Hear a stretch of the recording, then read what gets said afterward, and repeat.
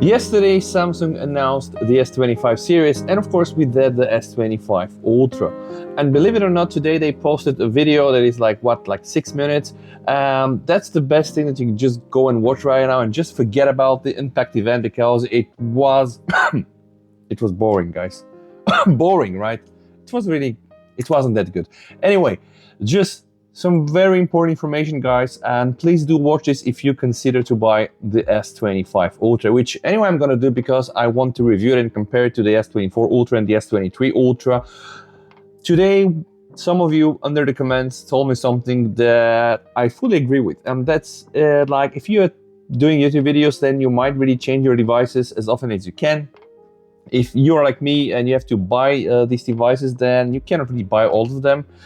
If you're big enough, maybe get some sponsored devices. Anyway, you get the idea, right? Like more devices, new devices, you know, more content. I think that's the game. But if you're a regular user, you might not really want to change your phone that often. But even before I was involved with YouTube, I was anyway changing my devices quite often because, wow, why not? I just like to do this.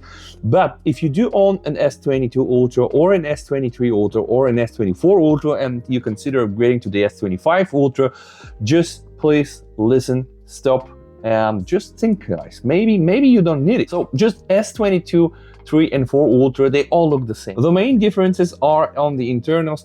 As you can see that the S22 Ultra was delivered with the Snapdragon 8 Gen 1, the S23 Ultra with the 8 Gen 2, and the S24 Ultra is with the 8 Gen 3, right? But they're all both built on 4nm process. Of course, the core setup is kind of different, and of course also the video chip. So we have Adreno 730, 740, 750. Right now we do have the Snapdragon 888 with Adreno 830. So apparently, if you want to go really for the latest and greatest tech spec, yeah, I cannot stop you. You probably will buy anyway phone that has the Snapdragon 888. Also, there is a differences in the UFS, the internal memory 3.1, than 4.4, which is kind of good.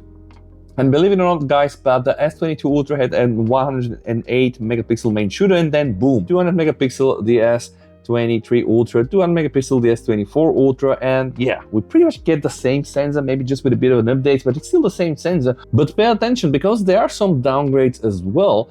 The S22 Ultra, guys, came with a 40 megapixel selfie camera, then it was downgraded to 12 megapixel, and then again 12 megapixel. You pretty much get the idea.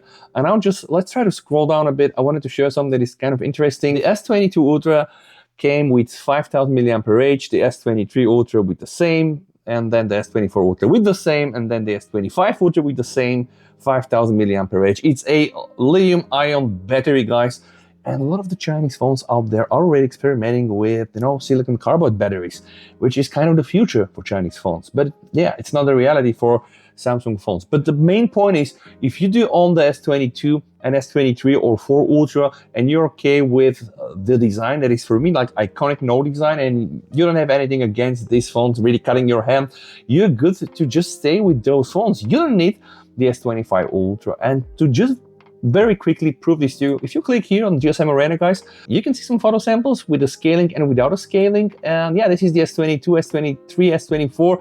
It is pretty much the same. Of course, yeah, maybe, better noise reduction, maybe better HDR. This is, by the way, in good light. But if we are to just go, for example, to the 5 megapixel, just take a look at the crayons here. Like, I mean, can you spot some changes? All right, even if I go to like 12 MP, still the same picture, guys, right?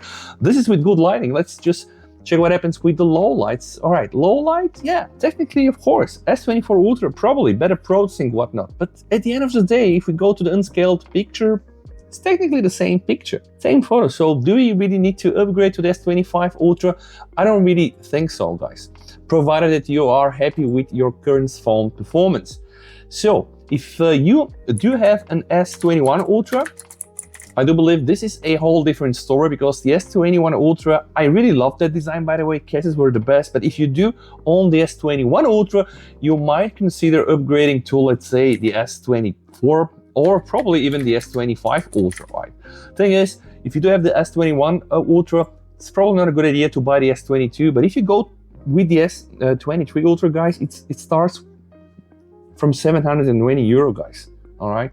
So if you do own the S21 Ultra, you're good to go with S23 or even S24. Now, if you just like, let's say, the flat screen, but maybe also potentially go and buy the S25 Ultra. All right, this is the S24 Ultra. It's pretty much as the S23 Ultra, but just has a flat screen and the anti-reflective coating and whatnot. So the main point is, guys, Samsung is keeping the phones very similar and they're only doing small iterative changes.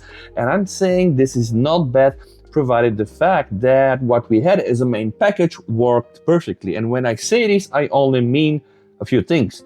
Shooting kits that really just walk very fast or run, shooting pads, so no motion blur, no shutter lock, and this. So I mean, the camera, the stock camera experience should definitely be better. How do we know this? Because when you just put a Google Cam port or mod on your phone, yeah, you're gonna see like the difference is huge, is day and night, which means that the hardware inside is still capable of just producing better results. But all right, we need to go and use some other options and workarounds. And I understand that a lot of users will not do this, but anyway, right, still, you have options. Now, the thing is, if you do have the S23 or S24 Ultra, I'm just thinking, guys, skip the S25 Ultra. Just skip it, guys. Doesn't make any sense. Anyway, guys, I really hope that this video was useful for you. So the advice is just spend your money wisely and don't do it like we do it, you know. Yeah, but of course, we need to get new devices to be able to create new content. That's it, but you don't have to do it unless, yeah, you like doing it. Thanks so much for watching. Stay safe.